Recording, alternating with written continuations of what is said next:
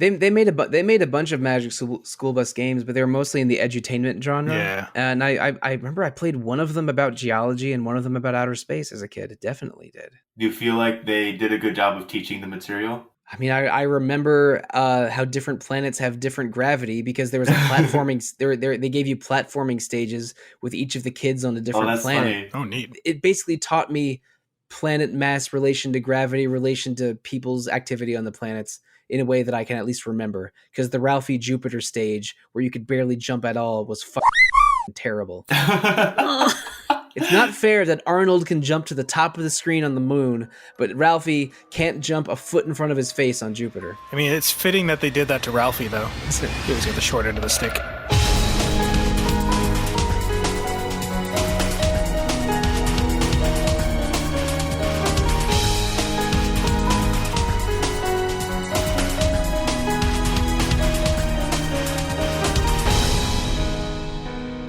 Hello and welcome to episode 102 of Rhythm Encounter, RPG Fans bi-weekly podcast all about music. I'm Mike Solosi, and this is not the Mike you're used to hearing, but I'm the Mike on the mic for this episode. It's 2023, and we're ready to get moving.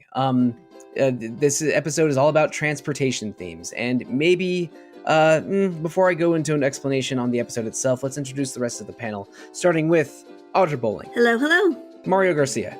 Hello. And Greg Delmage. Hi, folks. Greg, Mario, Audra. Travel music is sort of I don't know if you want to call it a genre or an archetype or something, but that's something that we hear a lot in RPGs. There's very often players and parties are traveling between destinations, and there's certain associations that we make with those with travel, like seeing new lands, a feeling of forward momentum, a feeling of sailing or soaring or of freedom. Like those are the kinds of things that we might associate with a transportation theme. And airships. Yeah, sure. A lot of them have airships. Sometimes there's tanks. Sometimes you are riding. You're engaging in some animal husbandry of a fantasy variety. There's a lot of kinds of means of conveyance in RPGs, and tonight we're going to talk about 8 different ones. There are sailing ships and airships and ships across post-apocalyptic ash, and you ride horses and you ride dragons and you ride Nekaroos. Yeah. So I think we're going to start with riding some animals across the plains for our first 2 tracks this episode. Audra, tell us the first transport theme you're bringing for episode 102. My theme is Nekaroo Races from Edge of Eternity. Okay, and the second person on this block... Oh, it's me. Whoops. I planned this in advance. I shouldn't be surprised.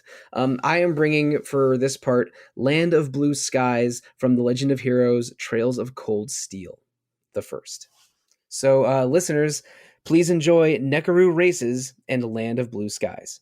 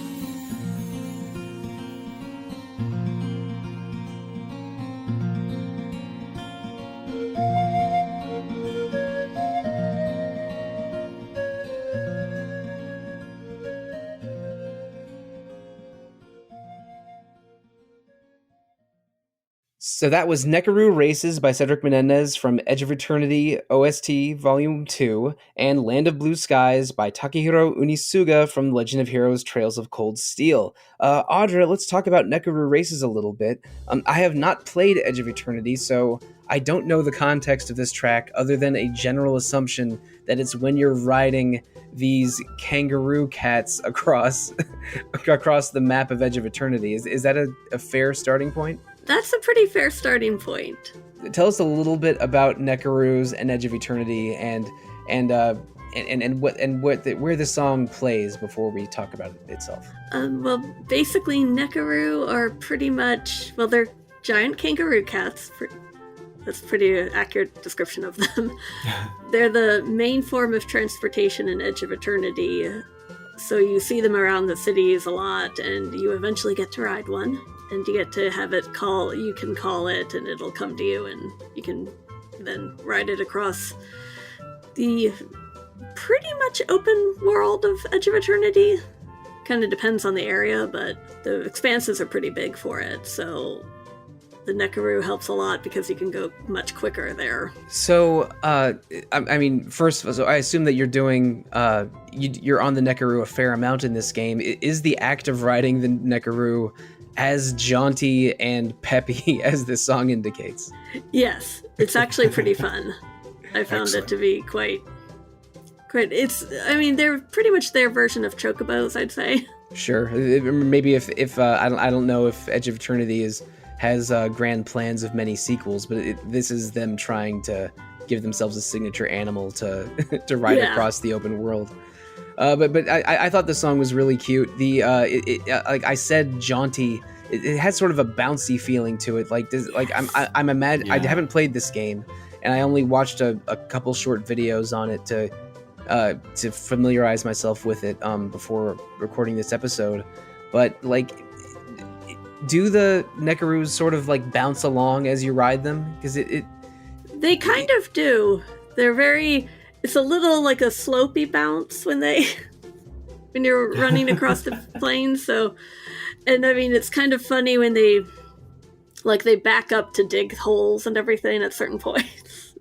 Oh, that's cute. Yeah, they're very cute animals. Yeah, I remember when Caitlin did the preview, like she was pretty stoked on these creatures and how adorable they were. Mm-hmm. And yeah, like Mike nailed it, that's very plucky and bright. Because I was gonna ask you, because I had no context for this, when it was called Nekaroo Races, was it like a mini game, racing game, and this was the theme for it? Because it's like, this is very laid back for racing, or is it Nekaroo Races as in Nekaroo Races across the plains? You know, there's actually, you can race them a bit.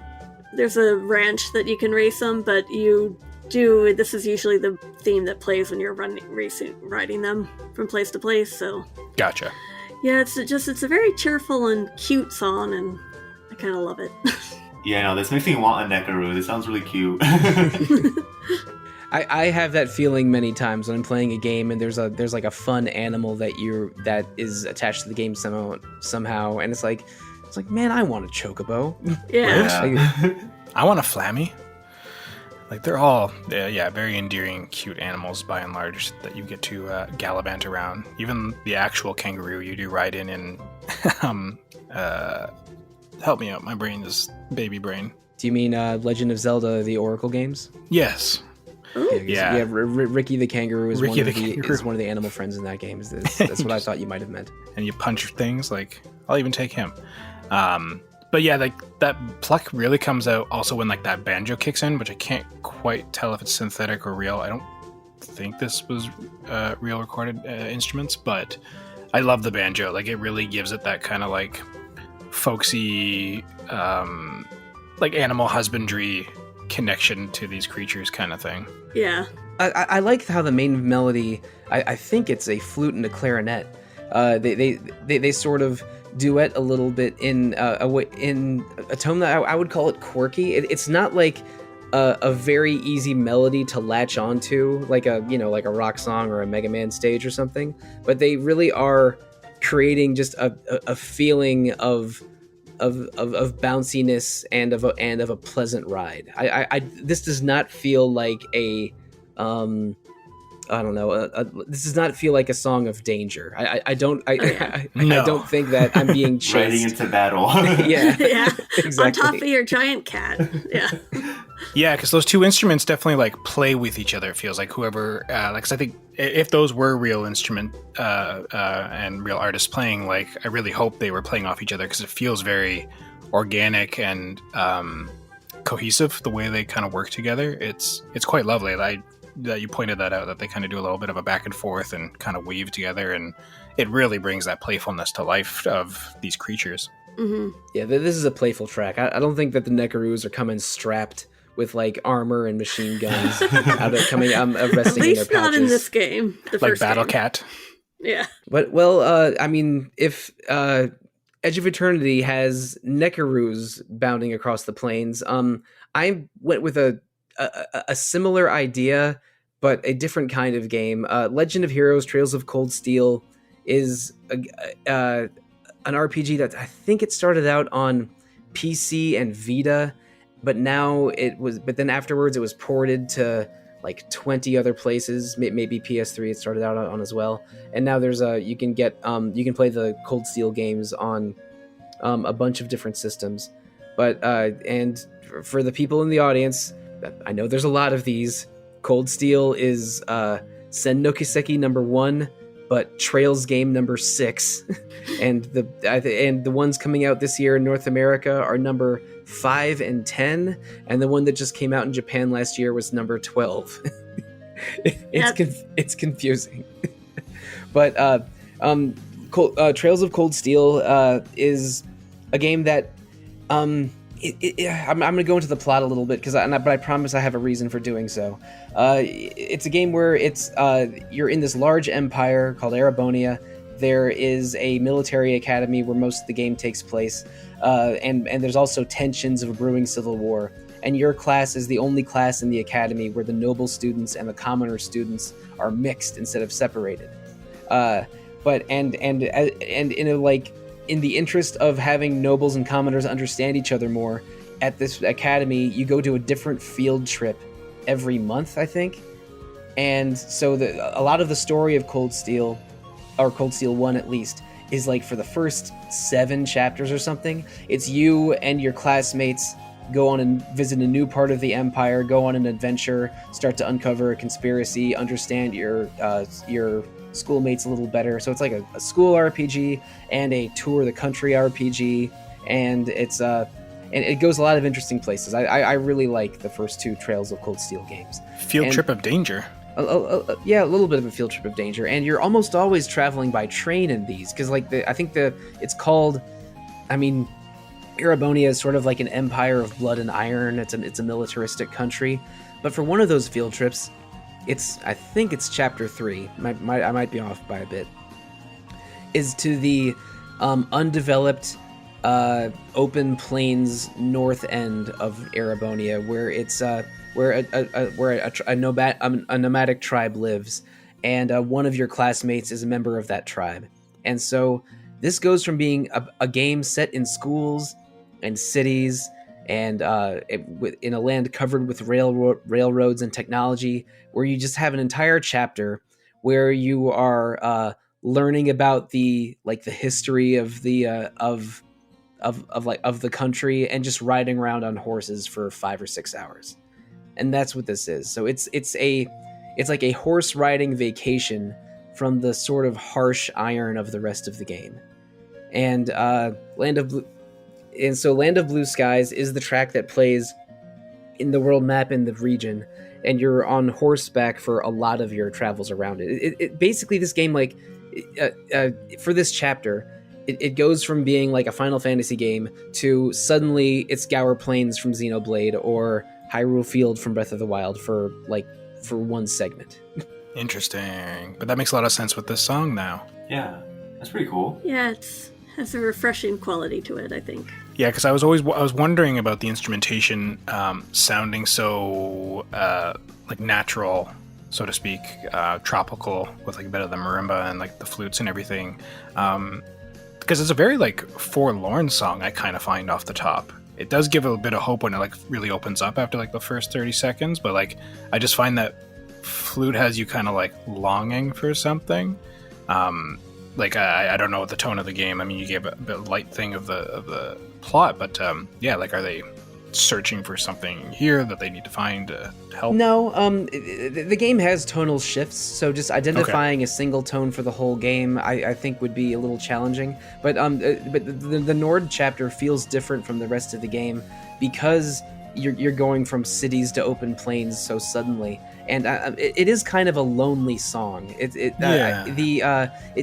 sounds kind of like I don't know, like Peruvian woodwinds or something. Thank you. Yeah, good call. And but the and it eventually it sort of goes into a more full orchestra. There's the open guitar playing that always makes you feel like I don't know, makes it feel country and not city. But it's like I think that like there's a feeling of loneliness because this is a big empty open plain for the most part, and you are like 4 or 5 people on horseback riding across it. But and I think maybe it's maybe unfairly they're trying to capture a vibe of a like an unspoiled native culture with the tone of the song, which is but it's I think it's successful. I think it's a beautiful song that makes the Nord chapter feel unique, surrounded by the rest of this game, and it's a good game. I enjoy Trails of Cold Steel. Have any of you 3 played it? I have yet to. I have not. I have. I loved it. Oh, It's in my backlog.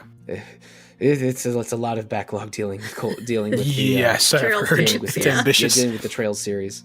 Again, the 12th one just came out in Japan, and in North America, that they haven't gotten to 5 yet, technically. Yeah, I was gonna say it's just 4 Cold Steels now, right? Yeah. Yeah, well, there's 3 skies, then there's 2 crossbells, then 4 cold steels, and then there's a sort of a transition game called Trails into Reverie, and then there's 2 Kuro no Kaseki games that are in Japan only right now. They're probably going to get translated as Trails in the Black or Trails into Darkness or something, because Kuro Kaseki means black pathway or black trail or black miracle. It's Sounds edgy and cool. Yeah, Trails of Cold Steel's Japanese title is Sen no Kiseki, and Sen, that character refers to the sound of a blade being drawn. So it doesn't have an easy translation into English, but because Erabonia is sort of like this harsh military nation full of swords and guns and railroads, I thought Cold Steel was a good choice. Yeah, I think it was a pretty good name choice since it makes sense with all the swords. Yeah, but Mario, I know you haven't played Trails of Cold Steel, but what were your feelings when you listened to this track for the first time? Yeah, so when I heard this track, interestingly enough, I got like, I think maybe since you're talking about it, hearing more about like, the loneliness of the song is maybe what I was getting at, but I got like Chrono Cross vibes for some reason. Yeah. Which is very interesting. So I guess maybe like the loneliness, because I'm thinking of like Chrono Cross when you're on the boat, kind of exploring the overworld and all that, and like the other world. Yeah, I don't know. So I don't know why my mind made that connection, but maybe it's talking about like the loneliness of it all. Kind of might be where that connection came from, but yeah, no, it gave me that vibe until like, of course, later on in the song it opens up and becomes a lot more of like an epic feel. But yeah, most of the rest of the Cold Steel soundtrack feels like the second half of this song, where it's close to a full orchestra. There's rock guitar in it because it's a Falcon sound team yeah. song. Yeah, that's what Falcon do. I was like, where is it?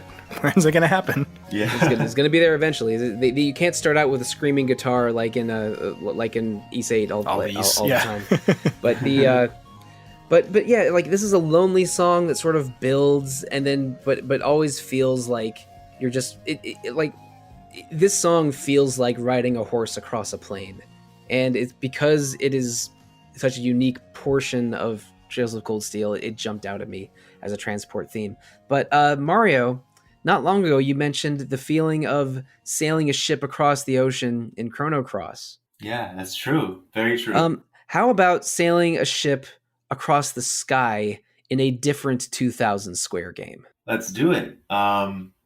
Yeah, and yeah, interestingly enough, I also have another song about sailing a ship across an ocean later on, but I know I accidentally was referring to both at the same time, but then I clarified so we didn't reveal your second song too early. But let's go, Mario. Tell us about the first song you're bringing for episode 102. For sure.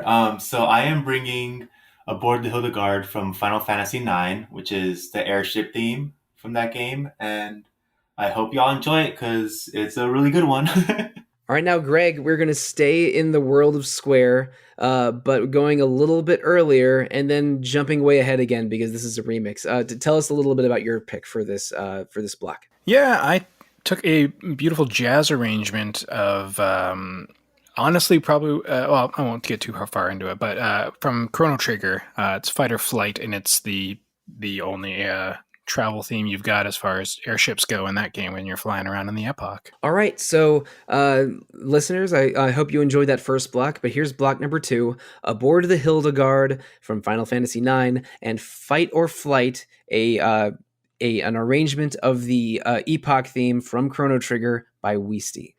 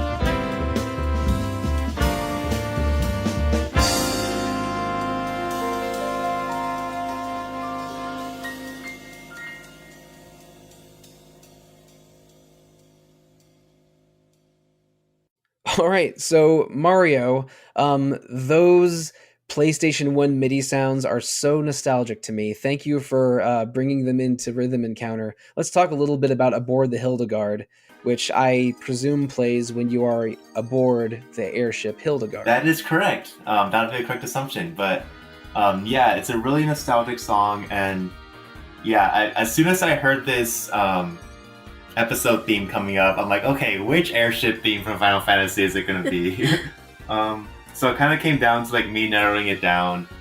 But ultimately, I mean, I feel like this song really captures a lot of the sense of adventure and sort of that whimsical feeling that I really feel like traveling on an airship would have. So yeah, I really enjoy this song. And also, I'm also biased because Final Fantasy IX is my favorite, but that's a whole other conversation. But yeah, it's no, really I just good. think this is a really great song. It's really hype, and it shares a theme. But I think both of my songs for today share the theme of like being very whimsical, grand adventures. I love Final Fantasy IX. I played it, I want to say 3 times in the 2000s. I just I have a lot of very, very fond memories of it, but I haven't played it in a long time because there are too many video games. Another good problem to have. True. Yeah, I just can't replay things all the time like I used to. But this song does have the feeling of setting off into an adventure. I mentioned this in a lot of episodes of Rhythm Encounter, so I apologize, listeners, if you've heard me say this 20 times before. But a good airship theme or travel theme has a feeling of forward momentum, of a feeling that you are getting somewhere. And this has that cool counter melody that I'm not sure if it's supposed to be a piano or a harp or whatever, or a xylophone, but it has that, like, driving you in the background, kind of like the Missy Elliott music, Make You Lose Control or something. And it has that the percussion has this beat that's not like a military march or something, but feels like the beating of a propeller or something, because because it's that's just great. Because it's up tempo and it's keeping you moving, but it's not dominating the track. The very buzzy brass, synth brass is again just screams PlayStation 1 RPG to me. Yeah. And then that really puts me in a certain time and place of being in school, and playing the and like sneaking out of bed and playing this with the sound down, but not all the way down because I still want to hear this song without waking up my parents. Thank you for capturing Final Fantasy airships with this FF9 song, Mario. It was an excellent choice. Thank you. And I feel like with a lot of how Final Fantasy IX, a lot of its goal was like throwing back to older Final Fantasies and everything. So I feel like this airship theme does a really good job of doing that. It does. I mean, I've seen it bandied about and discussed it myself how Uematsu kind of played it a bit safe with the soundtrack because of trying, I think, to harken it back. But I don't know. I don't think it's as bad as people like to say. But you definitely hear that, especially in this one, that it feels very much like the Final Fantasy 1 kind of airship theme in its way, especially when you get to that kind of hopeful soaring kind of part of it. I don't think anyone says Final Fantasy IX soundtrack is bad. I'm not sure what forums you've been reading, dude. I'm not saying that they say it's bad. They just said he played it safe, so it wasn't as adventurous as, say, like 7 or 8. It's less experimental than FF8's music. That's fair. Yeah, it was because they were going back to that, to its roots, the whole game as a whole, right? But what I was gonna say, I think like Final Fantasy 1, I think, was the first thing to do kind of the airship thing, and I found myself struggling to think of any other game at first outside of Square that had like a travel vehicle in it. Although some exist, obviously, but it was kind of their thing for the longest time, right? I'm not sure there are video game airships that are a separate mode of travel before 1987. That's being ultra specific. That is true.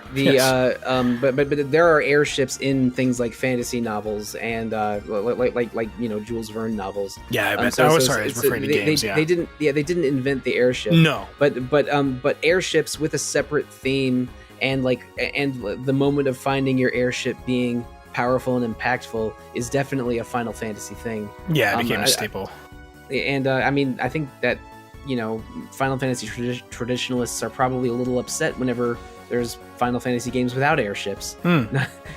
Maybe side-eyeing FF13 a little bit here. Now, I won't lie, I do have a bit of a love-hate relationship with the theme, though, because I do love Over That Hill so much. So it's it's a shame to lose it, but the overland walking theme.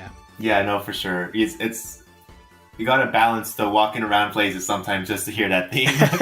That's fair. And I'm pretty sure Over Those Hills has been in a previous episode of Rhythm Encounter. Otherwise, I absolutely would have let it on this episode. But speaking of a song that has been on Rhythm Encounter before, but definitely not in this arrangement, Greg, this is a jazz arrangement of one of the iconic songs from Chrono Trigger. And look, there's a vibraphone solo in this song, so obviously I loved it. I find there's been various jazz arrangements of Chrono Trigger music. It lends itself very well. That composing dream team, they just tapped into something, and it's got its own vibe separate from a lot of what other Square Enix things were going on at the time. And yeah, this one, I'm not a big fan of the Epic Wings of Time. I won't lie. Like the original Flying Around in the Epoch, I just was never a big fan of that song. But this version of it brings it to life in such an exciting, fun, playful way, and gives it that real slick sense of style. And I think I joked in our forums that also suddenly makes it into kind of the blackjack. But I just love what the OC Jazz Collective has brought to this whole album, but this song specifically. It's made me really enjoy the song and find some fun nuances with it. It's the bells. I love the bells. It's an amazing version of the song, I think. I really liked it. Yeah, same. Because the original to me feels just like a weird sort of it's fun. It tries to capture the excitement, but it feels too subdued in a weird way. It doesn't have, I guess, that, Mike, you kind of gave words to it, the momentous occasion of finding your airship, right? It doesn't feel like it's as there in the Epoch theme, whereas it's more of a cruise, I guess, you're cruising around, and this just cranks that we're cruising around at night in our jazzy mobile up to 11. Yeah, the original theme has that has those iconic strings and weird Chrono Trigger saxophone. Yeah. But this has either a trumpet or a flugelhorn solo, and a lot of vibraphone and some very bright, fun percussion. It's a very playful interpretation of a song that's sort of it's upbeat and pleasant, but this just makes it not dirty, but just a lot more mischievous. It suits it better than I think most like orchestral mixes I've heard of the song. I find jazz lends better to the original spirit of the piece. I don't think it perverts the spirit of the piece. No, but it is a different tone and different feeling than an orchestral arrangement that was maybe a little bit more straight would have done. Mm-hmm. And I should mention, I don't know if I was clear about it before. This is a track from Chronology, a jazz tribute to Chrono Trigger, which was a free online album hosted by ocremix.org. OC Remix has been a source for video game arrangements, independent, unlicensed ones, for many, many years. And you can get this album as a free download on ocremix.org, and you can also, of course, support them at your own discretion. And I think there might have been a special edition CD or vinyl version of this album this one got done. that you would have to pay for, but it is available as a free download, which is a pretty good deal for a bunch of cool Chrono Trigger jazz arrangements. And if you want more, like Sean Shafiansky did a really good one, and there's some actually like official jazz arrangements back when as well. I remember Jono referencing it. It's the beginning of a new and excitingly different story, like that whole one. I think it's called End of Time, that album. It's got eggs on the cover. It's weird. And it's, I guess, time eggs, maybe. But yeah, the song's very playful and it's great. And I just love what the collective brought to it and made me fall in love with it. Because as, again, quoting Jono in the past, the mark of a good arrangement is like how much they do bring it and make it their own. And they definitely do with this song. Love the enthusiastic feel about it. It is high energy. No one is slacking off in this arrangement. Yeah, and it's definitely. I mean, is this all synthetic, or is it because it feels like live performances to me? I think it is. Yeah, because it's a whole collection of folks. But I don't know. It's hard to say. I haven't looked at the history of this particular like collective group of arrangers who come together to form the OC Jazz Collective. They could all just be very talented digital players, but I get it sounds real, but it's so good sometimes you can hardly tell. Yeah, I mean it feels like jazz musicians playing off each other, which is I mean maybe I'm just a complete jazz moron, but I think that would be hard to pull off in a purely digital album. It's true. But with Hillary Woman Eater.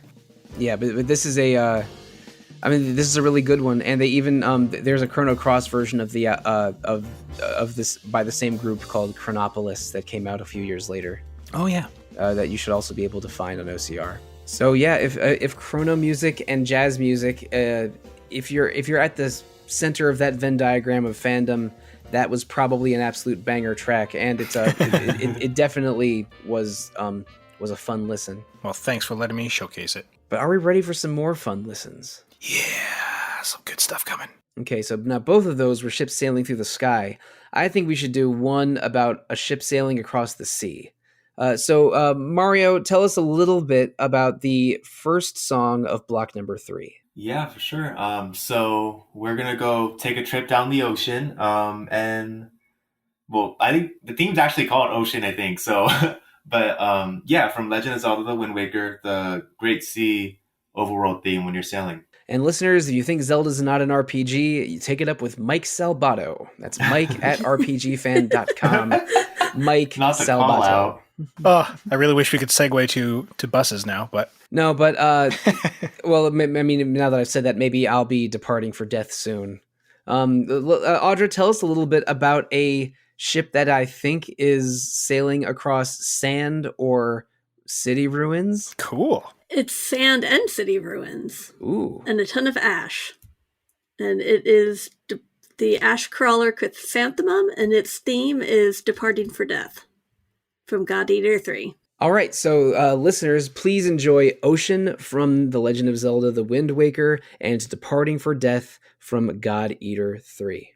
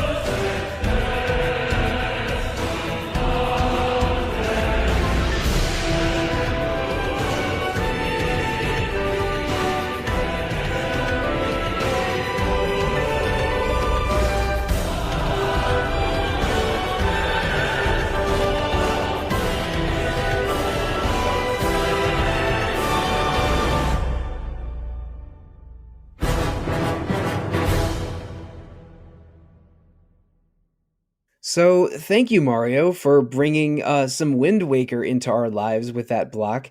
This is one of my favorite Zelda soundtracks. I think that I really like a lot of what Wind Waker brings to the table is for being, I don't know, like so classic Zelda in some ways and such different Zelda in other ways. But let's talk a little bit about Ocean. Yeah, let's do it. So yeah, I think this song perfectly captures like, okay, just like, so like whenever in real life I would go on like a vacation as a kid with my family or whatever, and would like go to like a river or like a lake or something aquatic, and would end up like on a boat or jet skis or something. Like this is a song that plays in my head. Like this just sounds like going on an overseas adventure, and yeah, it's really got that. How do I even like? I guess epic. Not even epic though, but yeah, it's just got that whimsical nature to it, and the way it like. I feel like it's a lot of people give Wind Waker shit for like the sailing being kind of repetitive or whatever, which like I think from a gameplay perspective, there's definitely that argument to be made, but. I don't know. I feel like maybe I just get caught up in the song, but this song really makes it for me and That's keeps what's it great about it. Yeah, exactly. Yeah, Well, not Microsoft, but like Rare went and just made a whole game based off of that with Sea of Thieves. So exactly. Yeah, it's just that. It's just so it's so good, and yeah, this song is the way it like changes when like an enemy's nearby too. Like I don't know. It's just I love when gaming soundtracks do interactive stuff like that, and. Yeah, this just perfectly captures that Zelda sense of exploration, and it's really interesting how the ocean does capture that, like, classic Zelda sense of exploration while also being, you know, like an ocean, like a new direction for the series. So, yeah, I just think it's a really great song and blends those different elements really well. Now, I'm going to go into one of my completely unhinged rants about video games, music, and context again. But I mean, listeners, you probably know this already. But in case we didn't make it clear, the map in Wind Waker is 95% ocean. It is an empty sea with enemies and rocks and islands around. And so you spend a huge amount of time in this game sailing on your ship. Is it the Red Lions? King of Red Lions. King of Red Lions. King of Red Lions. That's it.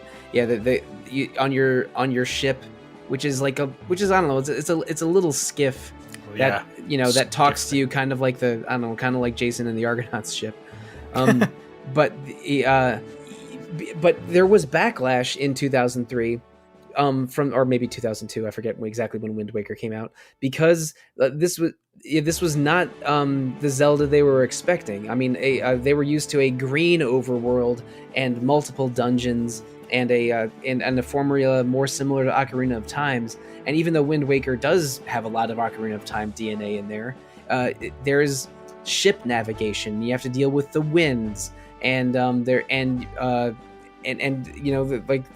no Hyrule Field. And it came right after that tech demo too. That was like a tech demo, the Twilight-ish Princess one. Yeah, that was giving that. So I think fans are maybe expecting something that would look more like what Twilight Princess did, but then they got this, which is a game that's all ocean and with cell shaded visuals. Oh, I remember people calling it Zelda. Like if hashtags were a thing at the time, it would have been like not my Zelda or something like stupid. Yeah, the reaction was pretty negative from the outset, even though reviews were extremely high, because once you play this game, you realize, oh, this is incredible. Yeah.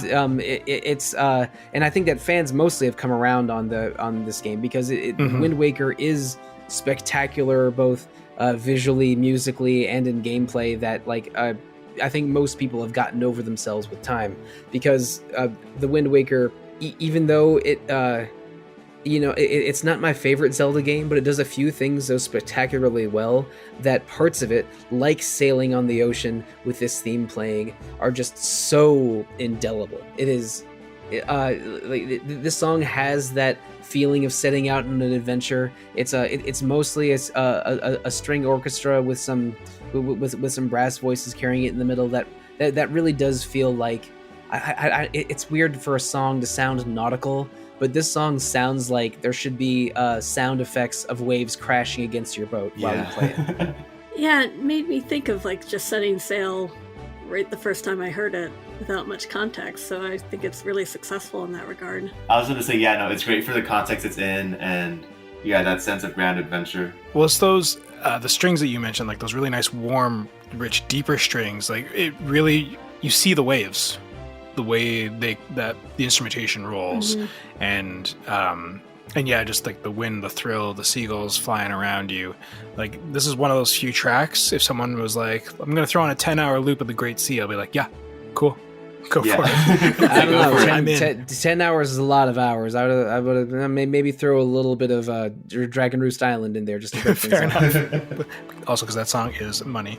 But I love Wind Waker. So like when this topic came up and we're like, hey, we're doing to pick songs, I apparently could have been fast enough because I wasn't fast enough. But I was right there to smash the button for this one, and you did, and I was like, great, cool, I'm in. I love the song. When I think of travel and transport, it's like, airships, and then this from Legend of Zelda. Like, Wind Waker and Breath of the Wild fight for first position on me, and this song is one of the big reasons why I love this game so much. It captures that adventure beautifully. It's not too piratey, but it's like sailing and piratey enough. It's great. It's a great track. You mentioned how the low strings feel like the ocean. It's that counter melody that I guess is probably like viola and cello probably does feel like if you're looking out on the ocean, you sort of see it rise and fall and pulse a little bit. Yeah, like the low strings, like you feel the ocean in those strings, even though it is completely insane to attribute like an orchestral voice to a giant body of water, right? But I don't know why this song feels nautical, but it absolutely does. Mm-hmm. It's just the right combo of things. Random aside about the Wind Waker, on Windows 95, 97, or was it ME? I think it was ME at the time. To promote the game, they made like a living screensaver of like Outset, and I had that thing forever. But like you had to install it as its own like separate, like it was just an EXE program that ran as a screensaver. And then when I eventually upgraded versions and that thing got broken and I couldn't use it anymore, I was the saddest. I just wanted that thing forever.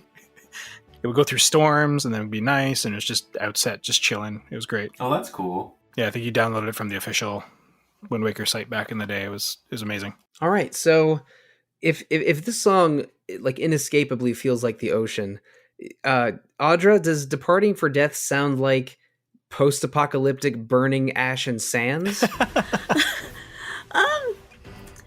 Maybe just a little bit. It's a different kind of adventure. Yes, it's a different kind of adventure. They tried to... It basically, when you're on board the Ash Crawler, it's pretty much your mission hub, your base where you decide where you're going for your next adventure, pretty much, but more like missions of survival in God Eater 3. I've only played a bit of God Eater Burst, which is the expanded version of God Eater 1. And please correct me if I'm getting any of these details wrong. These are basically Monster Hunter style, like giant boss fight games, yes. where you're mostly just fighting monsters to fight bigger monsters and improve your equipment and move a story along. But it has a mission structure and not necessarily a travel from like dungeon town structure. But so this is your mission prep music. And also it's set in a post-apocalypse full of city ruins, and the monsters themselves look kind of twisted. These aren't your like regular dragons with only 2 wings. The God Eater monsters can get pretty weird. Yeah, they're like twisted deities, I think. Yeah, I feel that mission control kind of vibe in this. Yeah, and you're sort of like you're traveling the post-apocalyptic landscape on an ash crawler, which is like a huge barge that goes across sand, like half ship, half tank, to exterminate the monsters to in the interest of protecting yourselves and citizens. So this song is like there's a dark undertone here. There's like a slightly militaristic undertone, like we're about to deploy on a mission. We're about to take on a giant monster. It has again, it's a battle prep song and also a song with foreboding in it.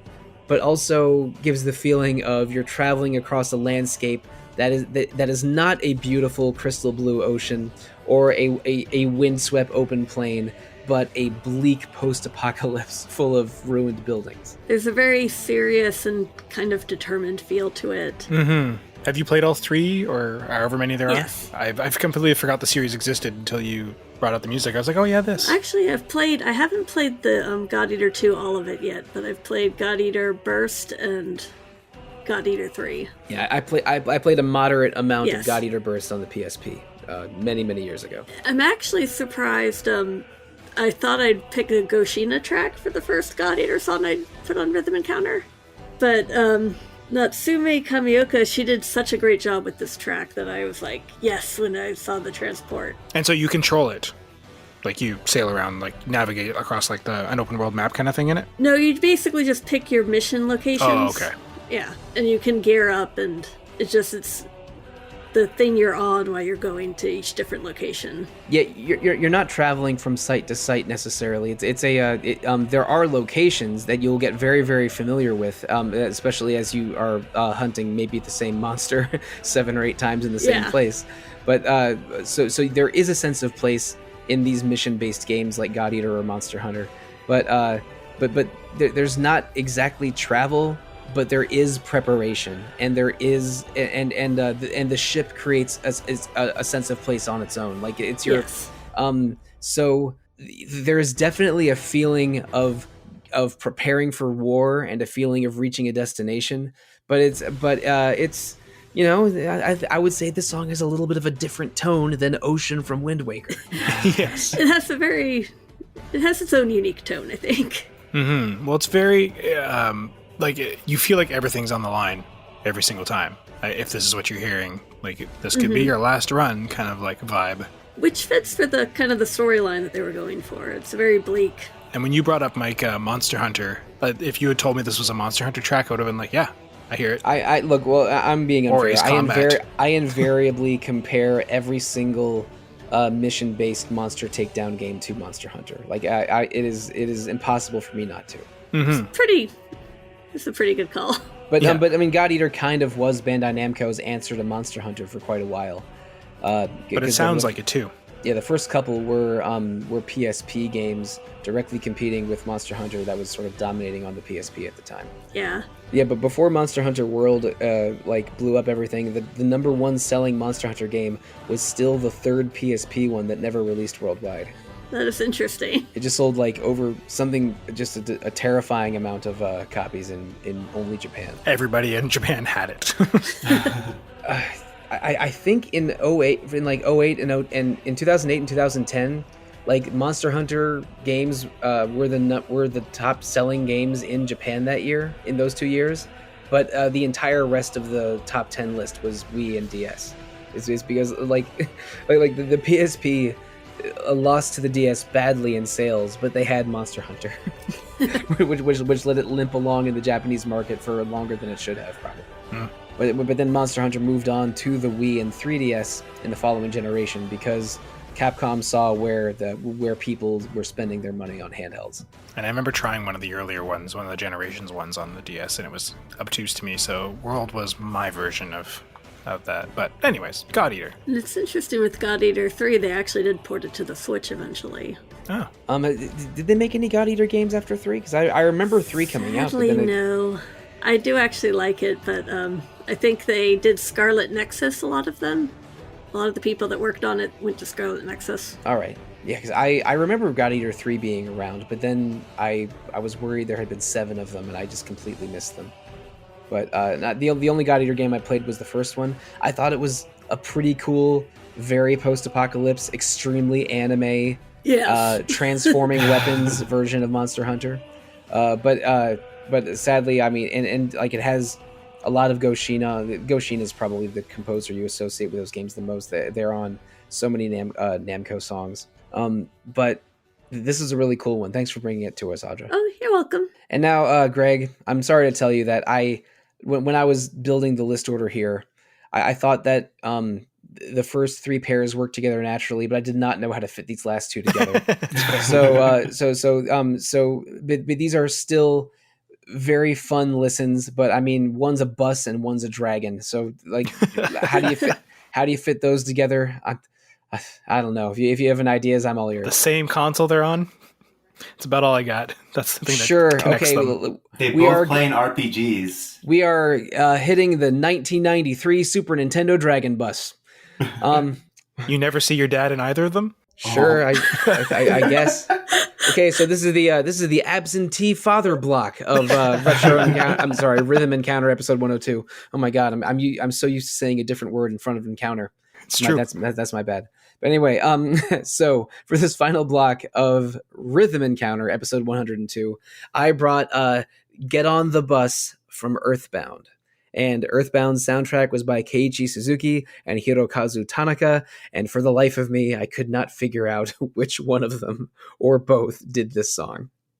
But Greg, you brought a song from a different Super Nintendo game. Tell us about it. Yeah. Again, I was struggling to kind of find something that meant a lot to me, and I eventually landed on Secret of Mana. And when you're flying around on Flammy, however you want to pronounce it, Flight into the Unknown it was called. But I wanted to do yet another arrangement I didn't grab from the original source material. So I've got a version by Jirito with a little guest star action from Sangyu Shreds from the Bits and Bops Volume 1 album, or it's also from...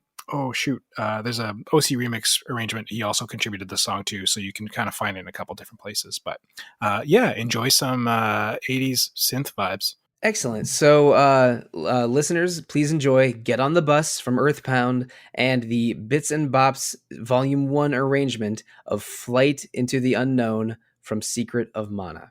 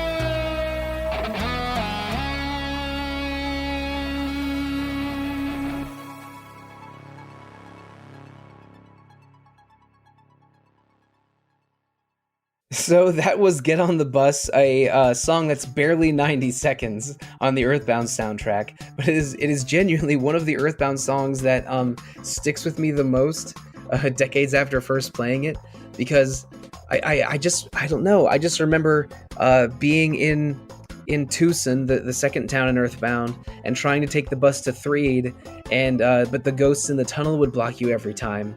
But I just tried to do it over and over because I couldn't figure out how to give the money to the corrupt manager at the Runaway Fives Club, or that's a whole other story. But I attempted the bus travel in this game over and over, and really, really just liked this jam that plays when you ride the bus in EarthBound. I'm impressed you stuck to it. Yeah, it sounds almost like surfer rock, because it's it's just the bass go like ding ding ding ding ding ding ding ding ding ding ding ding ding ding, and it sounds like it could be like freaking Wipeout or Green Onions or something like, it's I don't know, it's a song that just gets me excited about riding a bus somehow, and when and it was, I thought of this song even before the Trails of Cold Steel song when I was doing travel tracks for Rhythm Encounter. Yeah, this is just an earworm that has not left me in almost 30 years. There's a few of those in EarthBound for sure, like the hotel theme. There's another one, or the gift shop. Oh yeah, the electric piano in the hotel. Yeah, and like the theme for the from one is really iconic. But it's just got those things that stick with you. Yeah, this is just an almost forgettable song that I don't think you even have to listen to. But I just rode that bus over and over to listen to this banger. Well, I find the song such a vibe, like, especially as soon as once that organ kicks in, you see the bus, you see how hot it is driving through the desert, you see the sweat, of like people just in this probably non-air conditioned bus. But like, it's weirdly, again, it's another track that sounds weirdly forlorn, I find, because like it's like people don't really know where they're going. I mean, obviously the kids do, but I just feel like there's these kids on this bus with a bunch of adults who are just riding the bus, don't know where their life's taking them, kind of vibe. Yeah, the feeling of being on a bus with a bunch of strangers is weirdly specific and lonely, and different from like traveling on a ship where you feel like you're going on an adventure. When a bunch of strangers are on a bus together, they're not going on the same adventure. Yeah. And you're not riding a horse or a dragon or a Nekaroo.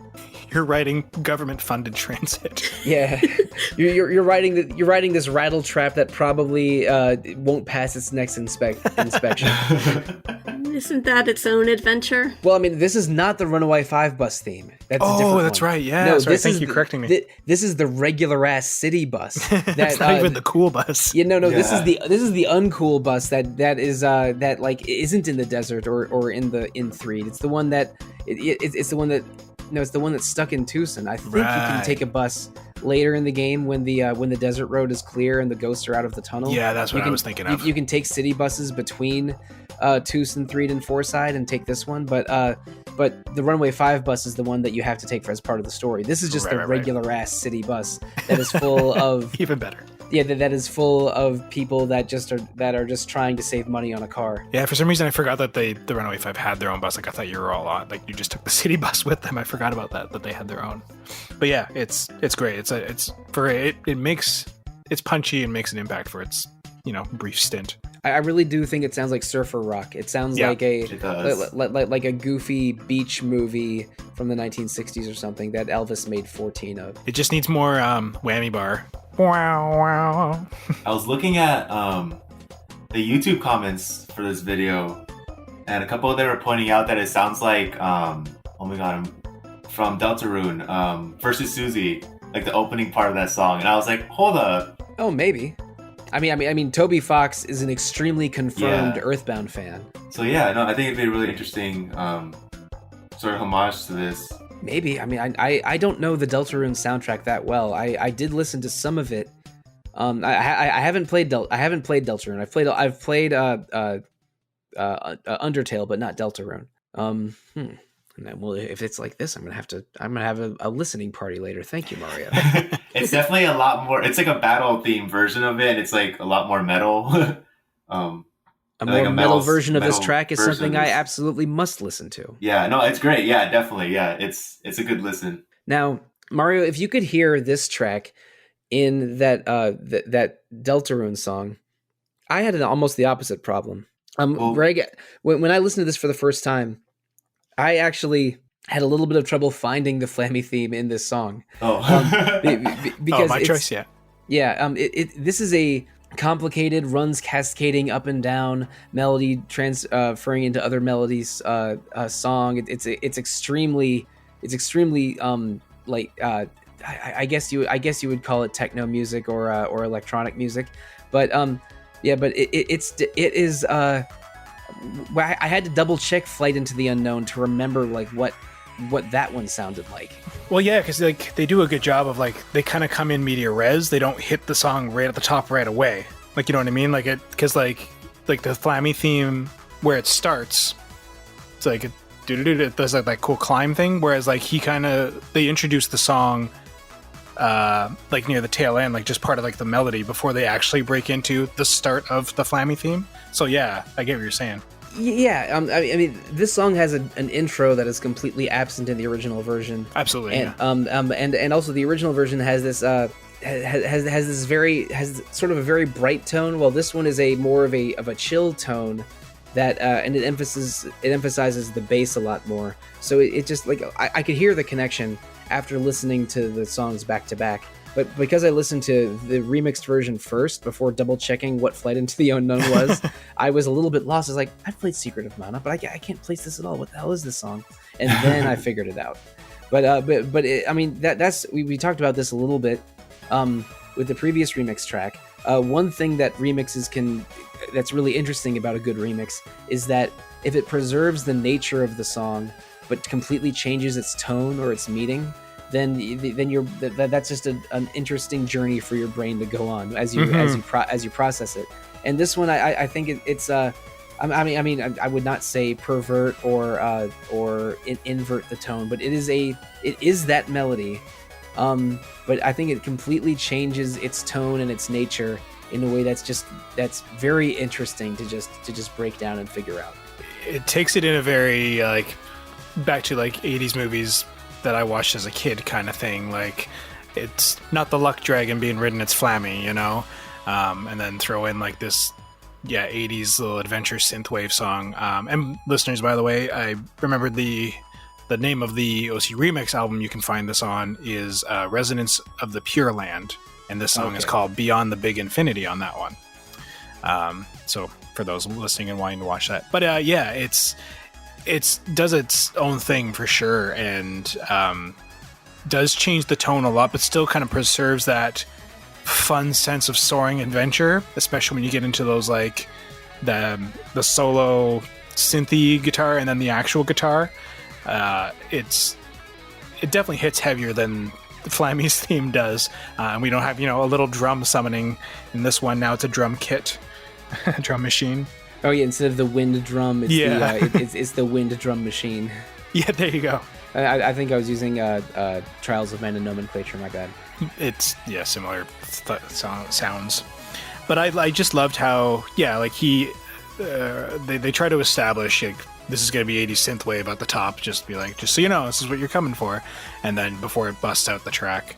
I don't know, what are the other, Audra, Mario, what do you two think? I mean, I know, Audra, you haven't played a lot of SNES classics sometimes, as you admitted. I'm not sure if this one was one. I haven't played the Secret of Mana, but I really enjoyed this version of the song. Oh, that's good. I mean, yeah. I thought it was a really catchy, just nice song.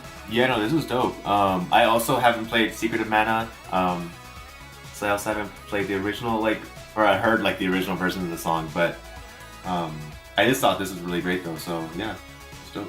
I've been a big synthwave, retrowave, whatever kind of kick lately, where this kind of music really helps me get through my workday a lot. It just really pushes me along. So when I was kind of looking around at different arrangements of the classic version of the song, because the arrangements they did on the ill-fated remaster was all right. It was really kind of nice, but it just was kind of more of the same. Yeah, Audra, Mario, don't play the remaster. Okay. Go get I've the heard that. go get the Mana collection, Yep. and then play the emulated version that way. That's the way to do it. Yeah, exactly. But the soundtrack is pretty good on the new one.